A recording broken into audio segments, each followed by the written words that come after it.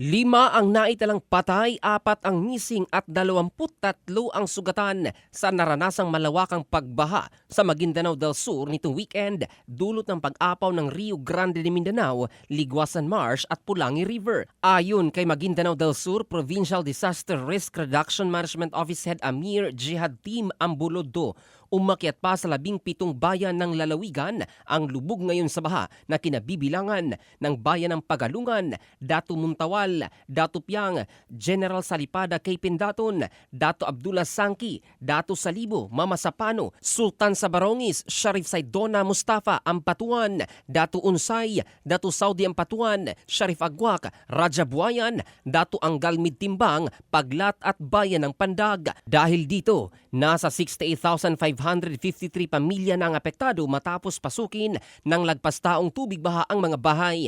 Maliban sa mga ari-arian, ektar-ektarya mga pananim at sakahan ang nasira, kaya't ang iba ay napilitang anihin na lamang ang mga tanim na mais habang mapapakinabangan pa. Agad namang nagsagawa ng pamamahagi ng tulong ang pamahalaan sa mga apektadong pamilya na pansamantalang nanunuluyan sa iba't ibang evacuation centers. Itinaas na din sa red alert status ang mga lugar sa Bangsamoro Region na apektado ng baha ayon sa Bangsamoro Ready Emergency Operations Division.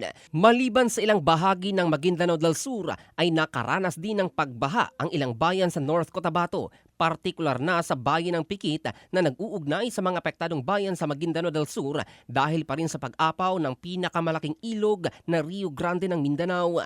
Ilan sa mga sitwasyon sa bayan ng Pikit kung saan halos bubong na lang ang nakikita sa ilang mga kabahayan dahil sa pag-apaw ng tubig baha. Pati kalsada inabot na rin ng tubig baha kaya pati ang mga nakaparadang mga sasakyan at mga motorsiklo lubog na rin sa tubig. Ito si Jofel Candado in the heart of changing lives ng Brigada News Philippines, the Music and News Authority.